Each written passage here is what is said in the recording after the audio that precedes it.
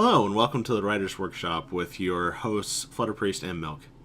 Uh, During this episode of the Writer's Workshop, we're going to review and critique and narrate The Only Thing He Wanted by Creep.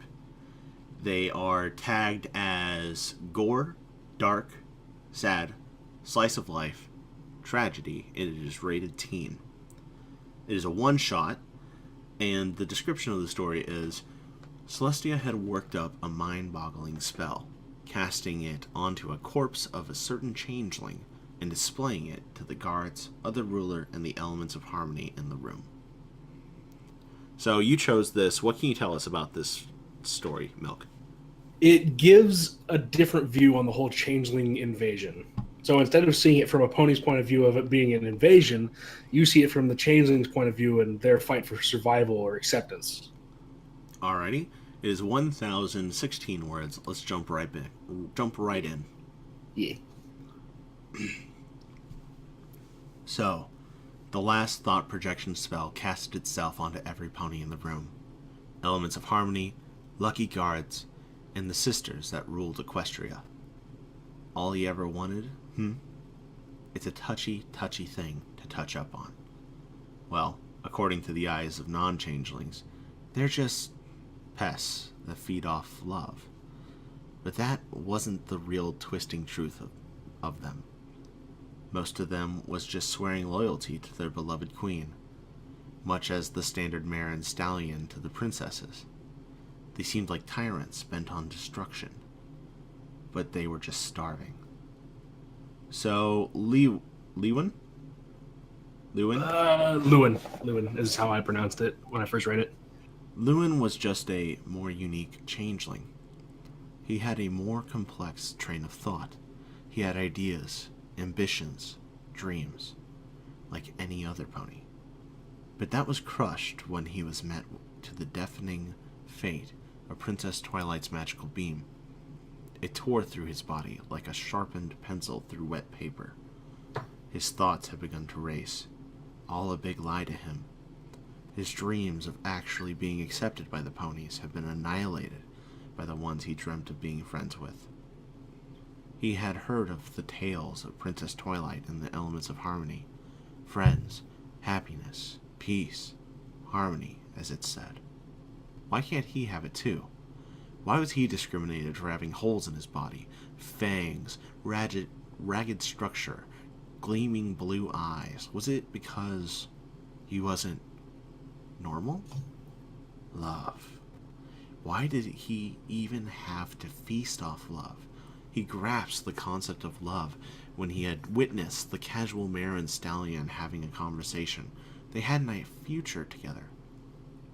Their dreams and ambitions combined, their beliefs shared with each other. Why can't he have that luxury? Oh wait, he was just a stereotypical love leech. That's all he ever was. He knew he wasn't going to live through this one. He had his wings burnt by Celestia's sunbeam, and his left fang chipped by a luckily dodged spear. Lewin just wanted to be normal like them. He wanted to have friends. He wanted to have these well-said beings his trusted specimen. He was only met his cruel fate by them. He was only met his cruel fate by them. He had two trusted friends' bodies disemboweled by an explosion not too long earlier. In all honesty, when they had invaded, he just wanted to cower with his two friends and wait until it was over. But no, his friends were dead, and he sat there in shock. He looked over, his eyes showing no emotion on the outside, but in terrible fear as the purple beam shimmered in his glistening eyes. That's when he learned before his head smashed onto the stone, to be forgotten and spat on by the history of how ponies with no holes in them were mighty and were better than the love leechers. They were below the ponies. All they wanted was some sort of spell that would change their desires to something more natural, something non-fatal. He couldn't be friends. He was just pure evil. Was he? Really? He hatched, birthed, grew, learned, grew, fought, and died. He was about as old as the fabled Rarity in Rainbow Dash. He had heard of the purple dragon, Spike. He wanted to meet him so dearly and claim he wasn't a monster. Just accept him. Maybe even shake hooves with the Princess Cadence herself. But fate is always a cruel mistress. Lewin's thoughts began to race.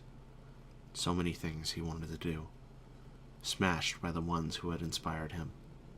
It's ironic, really, wanting to meet all the great princesses and elements of harmony. He wanted a peaceful life, learn about what love is truly, since he never had the chance, and start his own lineage. He wanted, and wanted, and wanted, but he couldn't get. It was them who were the evil ones. It was... Excuse me. It was them who were the evil ones. They slay one of his own, and the other is seethed with rage, seeing how that was a great friend of her, but for only that one's life to be ended maliciously with a fresh smell of satisfactory. Now, that process has spread to him, yet he didn't grasp it, seeing how he was in a pure shock of how his friends had just faded from existence. He just wanted to be normal. That's the only thing Lewin wanted. Slut! A hissing howl of agony followed soon after, his head smashing against the stone, being rendered lifeless. All they had felt was guilt. This changeling, saw as a monster and a freak, just wanted to be like them, and they had stolen his ambitions and dreams away. He wanted to hide and cower with his only friends, but they were blown to bits, and he was killed for standing too still. He wanted to meet the Princess Twilight herself and exchange greetings and hooves. He wanted to speak with Spike and the elements of harmony. He wanted to be accepted as a normal stallion by the princesses. He wanted a normal life. He wanted to be the average go-getter of the bunch. He wanted to be friends with every pony. But they had taunted him by shaking that dream above his grasp and ending his life on mares and guards who were actually happy to see him fall. It was a big misunderstanding, but it was too late. It was way too late. The die was cast, and his final thoughts was his tears of disbelief, hopeless discouragement, and searing rage that ran into the wind swiftly. He couldn't take it. The pain was unbearable. Even Princess Luna and the guards had to leave the room to excuse themselves. Celestia saw into the invisible air, as if almost seeing the changeling's corpse sit idly, its glares being softened of forgiveness. The elements of harmony had been crying. The tables had turned, indeed. He just wanted to breathe. Breathe once again. But this was just another cruel life of a changeling who dreamt too far.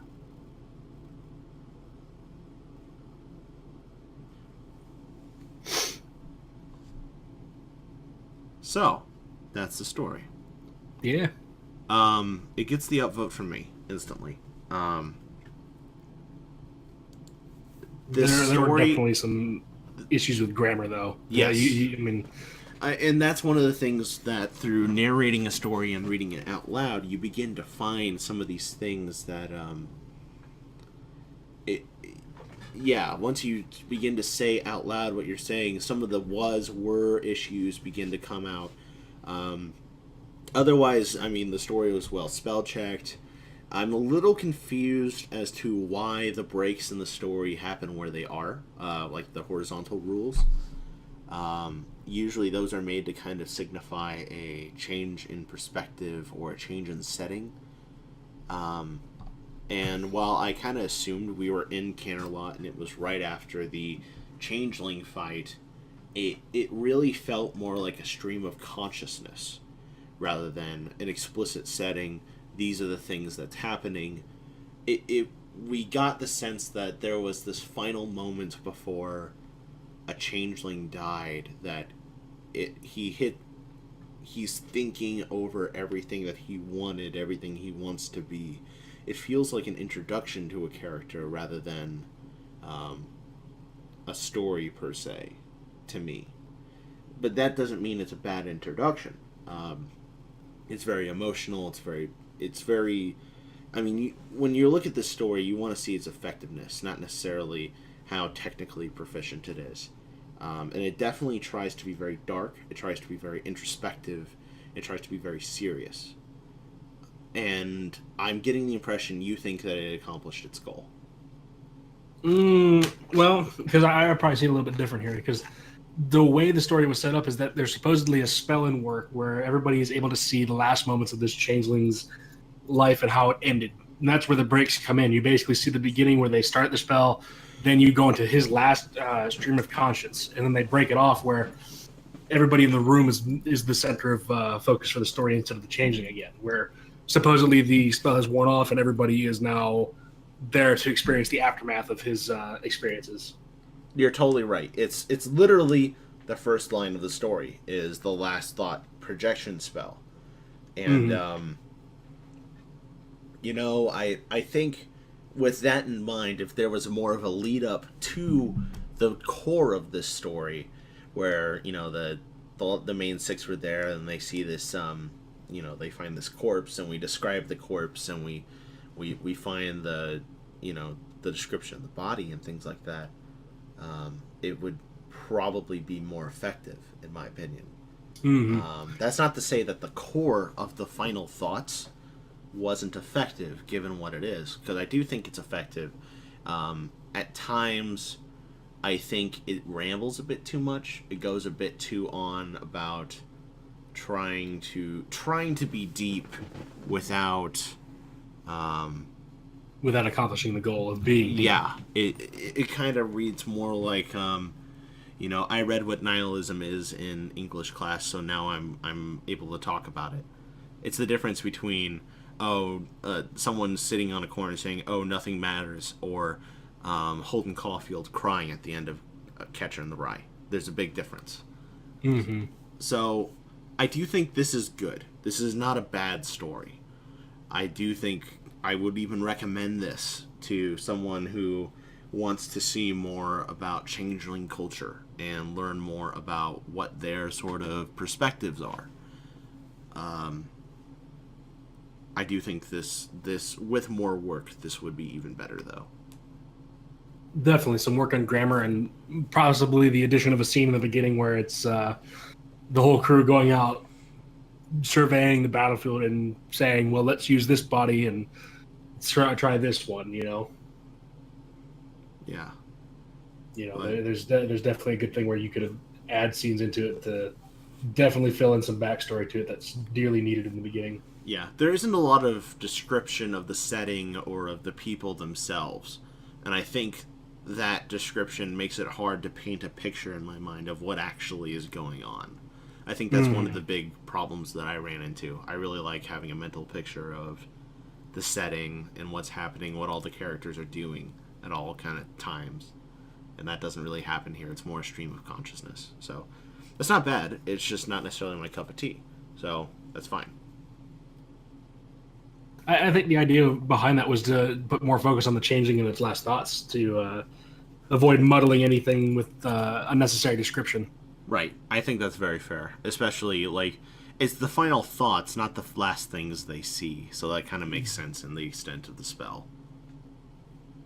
So there probably won't be description of exactly what's going on. It's just going to be his stream of consciousness as he goes into the final moments of his life. Right. I totally agree with that.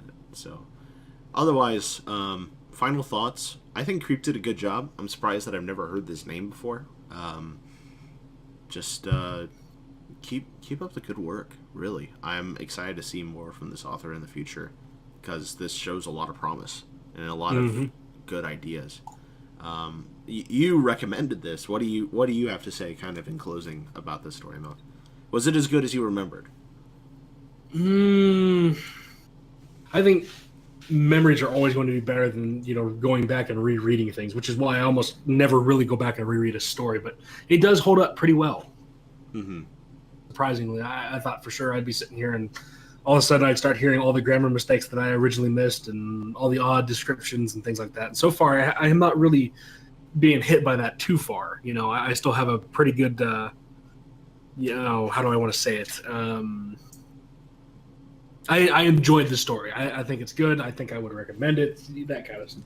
Yeah, the deeper we go on our writer's journey, we're always going to figure out and find more that we do or don't like about our particular writing or someone else's writing. But that said, that doesn't mean that it's wrong to inherently, remember something is better than it was, because that's what forms us on this journey. So, anyway, overall, good job, Creep. The only thing he wanted, go check it out in the description below. Do you think we're wrong?